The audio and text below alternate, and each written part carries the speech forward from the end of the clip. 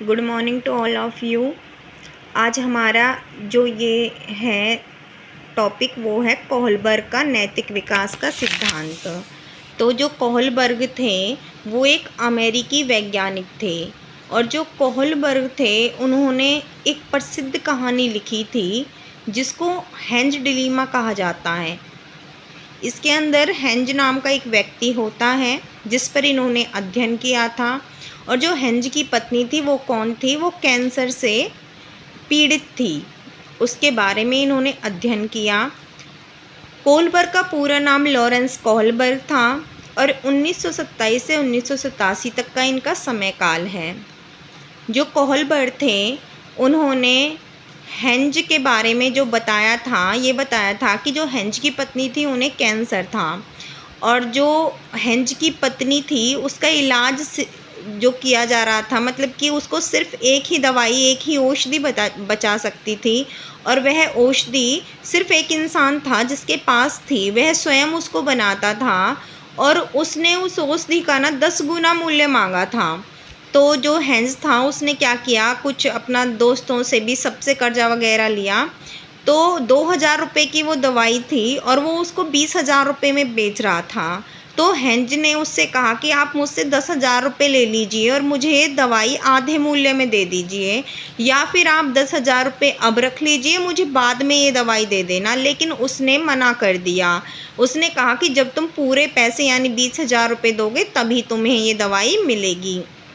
तो हेंज जो था उसने पूरा प्रयास किया, लेकिन जो वो था दवाई देने वाला था उसने बिल्कुल मना कर दिया। तो हेंज ने क्या किया, दूसरी रात वह इसी उसमें लगा रहा, अपने अंदर सोचता रहा, चिंतन करता रहा और फिर सही और गलत के बीच में तर्कना उसने शुरू की कि मैं क्या करूं, मेरे पास पैसे तो हैं नहीं, पत्नी को बचाऊं या क्या करूं। तो उसने क्या किया, दूसरे दिन रात को वो जो थी दुकान थी वहाँ से चोरी कर ली उस दवाई की और उसने अपनी पत्नी को वो दवाई दे दी। अब क्या हुआ कि जब उसने वो चोरी की थी, उसका एक दोस्त था ब्राउन, वो पुलिस में था, उसने उसको हेंज को चोरी करते हुए देख लिया था। और अब जो उसका दोस्त था ब्राउन, उसके अंदर भी क्या चल रहा था, एक अंदर ही ना एक डिलीमा चल रहा था कि मैं क्या करूं। वो मेरा दोस्त है, मैं उसे बचाऊं, उसने अपनी पत्नी के लिए ऐसा किया है, या फिर मैं अपनी ड्यूटी निभाऊं। तो वो भी दो चीज़ों के बीच में, दो विचारों के बीच में फंसा हुआ था। फिर उसके बाद वो उसे पकड़ करके अगर ले जाता है न्यायाधीश के पास, तो न्यायाधीश क्या करे, एक इंसान जो अपनी बनाई हुई दवाई को 10 गुना मूल्य में बेच रहा है और किसी का जीवन दांव पर लगा हुआ है, वह आधे मूल्य में भी देने को तैयार नहीं है और वो ये भी तैयार नहीं हो रहा था कि बाद में कुछ पैसे ले ले, कुछ अब ले ले। तो उस इंसान के वहाँ से चोरी की गई है और जो चोरी करने वाला है उसके सामने भी दो सिचुएशन थी, या तो वो चोरी कर लेता है या उसकी पत्नी मर जाती है। तो उसने अपनी पत्नी को बचाने के लिए ऐसा किया। तो अब कौन सा नैतिक मूल्य जन्म लेगा न्यायाधीश के साथ, न्यायाधीश कैसे न्याय करेंगे। तो इसमें बहुत सारे विचारों के बीच में लोग फंसे हुए थे। तो कोहलबर्ग ने यह कहानी अलग अलग जो आयु वर्ग के लोग थे, जो बच्चे थे और जो बड़े वयस्क भी थे, उन्हें सुनाई और उनसे पूछा कि क्या किया जाए। क्या उसने हेंज ने सही किया चोरी करके, या दोस्त ने सही किया ब्राउन ने उसको गिरफ्तार करके उसे करना चाहिए था या नहीं, या न्यायाधीश को उसे सज़ा देनी चाहिए या नहीं। और उसे अलग अलग तरीके के जो आंसर थे इन क्वेश्चंस के वो मिले, जिसके आधार पे उन्होंने अलग अलग आयु वर्ग को अलग अलग जो नैतिक अवस्थाएं थी उनमें बांटा। तो जो कोहलबर्ग हैं उसने अपने नैतिक सिद्धांत के ना 3 स्तर दिए हैं, यानी 3 लेवल दिए हैं और 6 अवस्थाएं दी हैं। 6 अवस्थाएं यानी 6 स्टेजेस दिया है। स्टार्टिंग में उसने 5 ही अवस्थाएं दी थी, लेकिन फिर उसने एक अवस्था और दे दी क्योंकि उसने एक अंतिम अवस्था जोड़ी कि कुछ इंसान ऐसे भी होते हैं जो अपने आप को न्यौछावर करके भी दूसरों के लिए कुछ करने की भावनाएं रखते हैं। तो ये जो अंतिम अवस्था थी, ये जैसे कि लक्ष्मीबाई जी हैं, गांधी जी हैं, तो जैसे जो इंसान अपने स्वार्थ से ऊपर उठ जाता है, उनके अंदर जो पाई जाती है। तो ये छठी अवस्था फिर कोहलबर्ग ने जोड़ी। तो इस तरीके से 3 स्तर में 6 अवस्थाएं कोहलबर्ग ने अपने किस में दी थी, अपने नैतिक विकास के सिद्धांत में दी थी। तो जो कोहलबर्ग है उसके जो लेवल्स हैं वो कौन कौन से 3 लेवल हैं। देखो, सबसे पहले बीचों बीच में होता है परंपरागत स्तर, यानी जो परंपराएं चली आ रही हैं। इसको पारंपरिक स्तर भी कहा जाता है, नैतिक स्तर भी कहा जाता है, रूढ़िगत स्तर भी कहा जाता है, क्योंकि रूढ़ियाँ चली आ रही हैं, परंपराएं चली आ रही हैं। और लौकिक स्तर भी कहा जाता है। ये बीच वाला यानी मिड वाला लेवल होता है। एक परंपराओं से पूर्व की होती है, जो लेवल होता है पूर्व का होता है, उसको पूर्व पारंपरिक स्तर, प्राक रूढ़िगत स्तर, पूर्व लौकिक स्तर या पूर्व नैतिक स्तर के नाम से भी जानते हैं। और एक पारंपरिक स्तर के बाद वाली लेवल होती है जिसको बाद को हम पश्च कहते हैं। तो पश्च पारंपरिक स्तर, पश्च रूढ़िगत स्तर, पश्च लौकिक स्तर, पश्च नैतिक स्तर के नाम से भी जानते हैं। तो अगर हम इसको इंग्लिश में बात करें तो पारंपरिक स्तर कन्वेंशनल लेवल होता है, जो मिड का होता है। उससे पहले वाला लेवल प्री कन्वेंशनल लेवल होता है और उसके बाद वाला पोस्ट कन्वेंशनल लेवल होता है। तो जो प्री कन्वेंशनल लेवल होता है यह 4 से 10 वर्ष के बच्चों के लिए दिया गया था। ये लेवल जो होता है ये 4 से 10 वर्ष के बच्चों के बीच में पाया जाता है। फिर 10 से 13 वर्ष के बच्चे जो होते हैं वो कन्वेंशनल लेवल के अंदर आते हैं और 13 से 18 वर्ष के बच्चे पोस्ट कन्वेंशनल लेवल के अंदर आते हैं। तो यानी कि 18 वर्ष तक ही उन्होंने अपने इस सिद्धांत में बच्चों को क्या किया है, शामिल किया है। तो इसीलिए जो कोहलबर्ग का जो नैतिक विकास है वो कब तक का होता है, किशोरावस्था तक होता है। कब तक होता है, किशोरावस्था तक होता है। तो अगर हम लेवल की बात करें तो पहला जो लेवल है उसके अंदर 2 अवस्थाएं होती हैं, यानी जो प्री कन्वेंशनल लेवल है वो 2 स्टेजेस में बटा हुआ है, जिसके अंदर पहली स्टेज होती है दंड एवं आज्ञा पालन और दूसरी स्टेज होती है यांत्रिक सापेक्षता या उन्मुखता, यांत्रिक उन्मुखता या अहम केंद्रिता। देखो, इसके अंदर जो पहली होती है अवस्था उसमें बच्चा क्या करता है, कोई बात उनसे कही जाती है वो आज्ञा पालन करता है और दंड की वजह से भी आज्ञा पालन करता है, डर की वजह से कि भाई अगर मैंने किसी का कहना, माता पिता का या बड़ों का कहना नहीं माना तो मुझे दंड मिल जाएगा। तो वो इस दंड के डर से यहाँ पे आज्ञा पालन करता है। और दूसरी जो अवस्था होती है इसमें क्या होता है, प्री कन्वेंशन लेवल की जो दूसरी अवस्था होती है इसमें बच्चा अहम केंद्रित होता है, यांत्रिक सापेक्षता या उन्मुखता, यानी बच्चा कहता है कि मैं तुम्हारा काम कर दूंगा लेकिन उसके लिए तुम मुझे मेरा पहले ये काम करो। यानी कि मैं कुछ मतलब अगर मैं कोई काम करूंगा तो उसके लिए वो क्या करता है, पहले ये कहता है कि भाई पहले मुझे कुछ ना कुछ इसके बदले में चाहिए। ठीक है, तो यहाँ 2 अवस्थाएं होती हैं और इन दोनों तरीकों से, दंड से या आज्ञा पालन से वो नैतिकता सीखता है।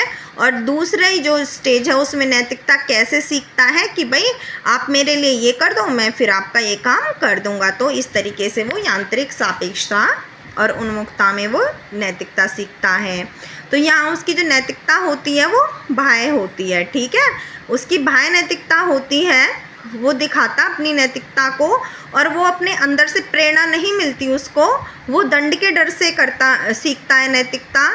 और या किसी मतलब कि वो कहता है ना कि तुम मेरा ये काम कर दो, तो अपने स्वार्थ के लिए नैतिकता सीखता है। तो उसको जो अभिप्रेरणा मिलती है नैतिकता के लिए वो बाहरी होती है, बाह्य होती है। तो कोहलबर्ग की पहली अवस्था में बच्चे का व्यवहार कैसा होता है, व्यवहार भी बाह्य होता है और अभिप्रेरणा भी बाहरी होती है। तो व्यवहार और अभिप्रेरणा दोनों अवस्थाओं में, जो दोनों हैं अवस्थाएं किसकी, आपके प्री कन्वेंशनल लेवल की जो दोनों अवस्थाएं हैं, दंड और आज्ञा पालन और यांत्रिक सापेक्षता, दोनों के अंदर व्यवहार भी बाह्य होता है और अभिप्रेरणा भी बाह्य होती है। उसके बाद आती है सेकंड स्टेज।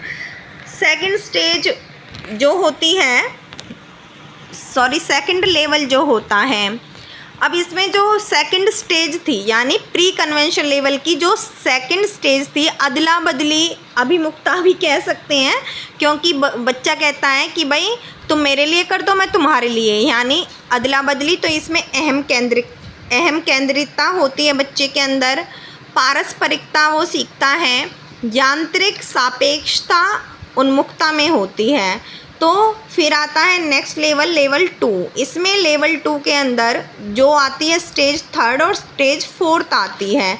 तो स्टेज 3 में जो बच्चा होता है ना, उसके अंदर अच्छा बच्चा बनने की धारणा होती है। अच्छा बच्चा बनने की धारणा होती है। बच्चा अध्यापक से दूसरे बच्चों की जैसे शिकायत करता है। क्यों करता है? क्योंकि वो ये दिखाना चाहता है अध्यापक की नज़रों में कि वो खुद बहुत अच्छा है। तो वो अच्छा बच्चा बनने की धारणा उसके अंदर होती है। या कोई जा रहा है तो उसकी मदद कर, जैसे कोई बूढ़ी औरत जा रही है तो उसकी मदद कर देता है, या कोई उसको ऐसा दिखता है कि जिसे उसकी हेल्प की आवश्यकता है, मतलब कि कोई बहुत छोटा बच्चा है और उसके पास कोई हैवी चीज़ है तो वो उसको ले लेता है कि चल भाई तुझे मैं छोड़ आता हूँ। मतलब कोई बहुत छोटा बच्चा है तो उसकी हेल्प कर देता है, कोई बुजुर्ग है उसकी हेल्प कर देता है ताकि उसको बड़ाई मिल सके, लोग उसकी बड़ाई कर सकें। तो उसके अंदर यहाँ पे अच्छा बच्चा बनने की धारणा आ जाती है। और घर में कोई आ जाता है तो वो ये दिखाने की कोशिश करता है कि वो कितना अच्छा है, जैसे कि अपने दिखाता है, जो उसकी मार्कशीट वगैरह होती हैं उन्हें वो दिखाता है कि भाई मेरे इतने अच्छे मार्क्स आए हैं, या वो बहुत अच्छा बनने की कोशिश करता है औरों के सामने कि भाई चुप बैठ जाता है उस टाइम। तो वहाँ पे वो क्या कर रहा है, अच्छा बच्चा बनने की धारणा उसके अंदर होती है। तो इसके अंदर जो अभिप्रेरणा होती है वो तो आंतरिक होती है, क्योंकि अंदर से उसके अंदर ये चीज़ पैदा हो रही है भाई मुझे तो अच्छा बन के दिखाना सबके सामने, लेकिन वो वास्तव में इतना अच्छा है नहीं। मतलब उसका जो व्यवहार है ना वो बाह्य है, वो एक्सटर्नल है, मतलब बाह्य रूप से वो व्यवहार कर रहा है सभी के साथ। तो अभिप्रेरणा तो उसकी इंटरनल है, इंटरनली उसे ये लगता है भाई सब मेरी बड़ाई करें, लेकिन अभिप्रेरणा आंतरिक है, लेकिन वो व्यवहार कैसा शो करता है, बाह्य शो करता है। फिर आती है स्टेज नंबर 4। स्टेज नंबर 4 होती है कानून एवं विधि सम्मत अभिमुखता। अब इसमें क्या है, कानून एवं विधि सम्मत अभिमुखता ये वो स्टेज है जिसमें बच्चा कार्य सही करता है, लेकिन किसके डर से, कानून और नियमों के डर से वो सही काम करता है। देखो पहली स्टेज में वो नैतिकता सीख रहा था दंड के डर से, है ना, माता पिता उसको दंड देंगे, अध्यापक या कोई भी बड़ा है, लेकिन यहाँ पे वो जो है वो किसकी वजह से नैतिकता सीख रहा है, उसको पता है कि अगर मैं ये गलत कार्य करूँगा तो कानून मुझे दंड देगा और ये नियमों का उल्लंघन होगा। तो नियमों से वो नैतिकता सीखता है। तो ये कानून एवं विधि सम्मत अभिमुखता होती है, यानी समाज में ये चीज़ उचित नहीं है इसलिए मुझे ये नहीं करना चाहिए। तो ये होती है कानून एवं विधि सम्मत अभिमुखता।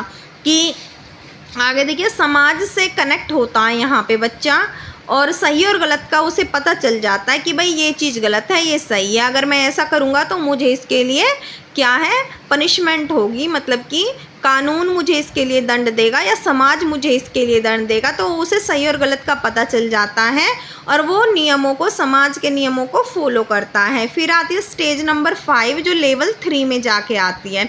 इसमें बच्चा सामाजिक संपर्क में आ जाता है, सामाजिक संपर्क में आ जाता है। देखिए इसमें भी जो अभिप्रेरणा होती है वो तो इंटरनली होती है, लेकिन व्यवहार बाह्य होता है।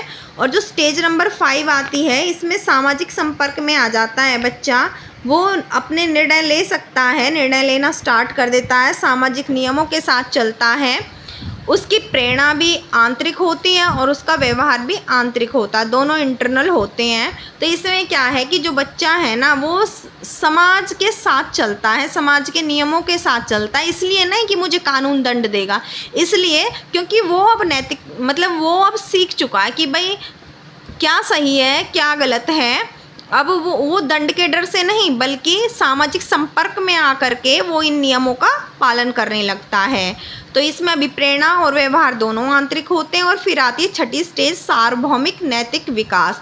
इसमें क्या है, ये नैतिक विकास की अंतिम अवस्था होती है, विवेक की अवस्था होती है, और इसमें वह गलत के खिलाफ आवाज़ उठाता है। देखो 5वीं स्टेज में भी वो गलत के खिलाफ बोलता है, सही के साथ चलता है, लेकिन वो खुद मतलब कि वो कहता तो है, सही और गलत के बीच में भेद उसे पता है, लेकिन छठी स्टेज में आकर के वो गलत के लिए खुद ही खड़ा हो जाता है, गलत के अगेंस्ट खुद खड़ा हो जाता है। वो भाषण नहीं देता, वो कहता नहीं है कि ये सही और ये गलत है, बल्कि वो करके दिखाने लगता है। जो छठी स्टेज होती है सार्वभौमिक नैतिक विकास की, वो खुद एक रोल मॉडल बन जाता है और लोगों के लिए, खुद सबसे आगे चलता है, लीडरशिप उसके हाथ में होती है, वो गलत के खिलाफ बोलता है और सही के साथ आगे बढ़ता है। तो ये स्टेज नंबर 6 होती है।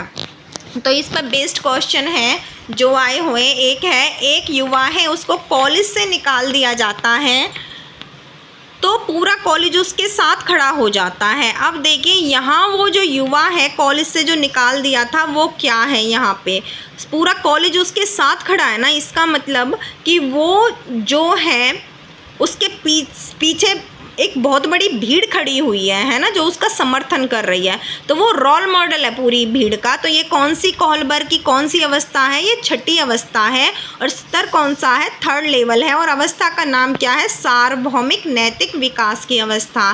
फिर है कोहलबर्ग की थ्योरी की आलोचना किसने की थी। देखो कोहलबर्ग ने ना अपनी थ्योरी में कहीं भी ना मतलब जितनी भी बातें हुई हैं वहाँ पे उसने ना किसी लेडीज़ का कोई जिक्र नहीं किया है ना। तो इसलिए उनकी ही एक जो थी स्टूडेंट थी जिसका नाम कैनल ग्रेनेड था, तो उसने कहा कि भाई ये तो गलत बात है ना, इसमें तो इन्होंने क्या किया है, लिंग जो है लिंग मतलब लैंगिक वो किया है ना, डिस्क्रिमिनेशन किया है इन्होंने। तो कैनल ग्रेनेड थी जो इनकी खुद की स्टूडेंट थी, उन्होंने इस थ्योरी की आलोचना की है। फिर नैतिक विकास के पक्ष इस कौन कौन से हैं, एक तो इसमें है नैतिक यथार्थवाद, एक है नैतिक तर्कणा और एक है नैतिक दुविधा। नैतिक यथार्थवाद क्या होता है, मॉरल रियलिज्म, और नैतिक तर्कणा क्या होती है, नैतिक दुविधा क्या होती है। देखो नैतिक दुविधा तो वो होती है जब हम दो विचारों के बीच में ये फंस जाते हैं कि हम ये करें या वो करें। जिस तरीके से जो जज था वो फंसा हुआ था कि वो क्या करे, हिंज को सजा दे या ना दे, और जो उसका दोस्त था ब्राउन वो फंसा हुआ था कि वो अपनी दोस्ती निभाए या अपनी ड्यूटी निभाए, और जो हिंज था वो खुद भी फंसा हुआ था, वो अपने नैतिक मूल्यों को तोड़ मतलब कि वो अपनी पत्नी को बचाए है ना, बचाने के लिए चोरी करे या ना करे, अपनी पत्नी को मरने दे। तो उसके उन सब के अंदर ना एक डिलीमा चल रहा था, एक दुविधा चल रही थी। तो इसी को ना जब दो विचारों के बीच में मनुष्य फंसा होता है ना, तो उसको मोरल डिलीमा कहा जाता है। फिर वो उन पर चिंतन शुरू कर देता है, उसको नैतिक चिंतन यानी क्या कहा जाता है, मॉरल थिंकिंग, नैतिक चिंतन कहा जाता है कि जब वो उन बातों को सोचना शुरू कर देता है। लेकिन अगर उन्हें सोचते सोचते कारण और प्रमाण के बारे में वो सोचने लगता है, यानी कि वो क्या कर लेता है कि जब तक सिर्फ वो इतना ही सोच रहा था कि ये और ये सिचुएशन है, लेकिन अब वो उस सिचुएशन का कारण और उसका रिजल्ट क्या होगा, परिणाम क्या होगा, जब वो इन बातों तक पहुंच जाता है तो उसको कहते हैं नैतिक तर्कणा। यानी कि वो अपने अंदर ही तर्क वितर्क कर रहा है कि भाई ये इस वजह से हुआ है, इसका कारण ये है, और क्या इसका मतलब कि इसका परिणाम क्या होगा, इसके लिए मुझे क्या करना चाहिए। एक प्रोसेस उसके अंदर चलने लगती है उस नैतिक दुविधा से बाहर निकलने के लिए, तो उसको कहते हैं नैतिक तर्कणा। तो यहाँ कुछ क्वेश्चन, जब बच्चा सही और गलत के निर्णय की प्रक्रिया करता है, तो प्रक्रिया कर रहा है, वो प्रोसेस कर रहा है, तो ये नैतिक तर्कणा है। और सही और गलत का अंतर नहीं कर पा रहा तो नैतिक दुविधा है। चोरी करने के बाद दंड के डर से अगर कोई बच्चा जैसे है कोई क्लासरूम में है, वो चोरी करने के बाद दंड के डर से पेंसिल को वापस रख देता है, तो वो क्यों रख रहा है, क्योंकि उसे पता है कि इससे उसे ना पनिशमेंट मिलेगी, है ना, पनिशमेंट मिलेगी। ये वो दंड नहीं है कि मम्मी पापा का चलो ऐसा करो वरना मैं तुम्हें पीट दूंगी या एक थप्पड़ लगा दिया।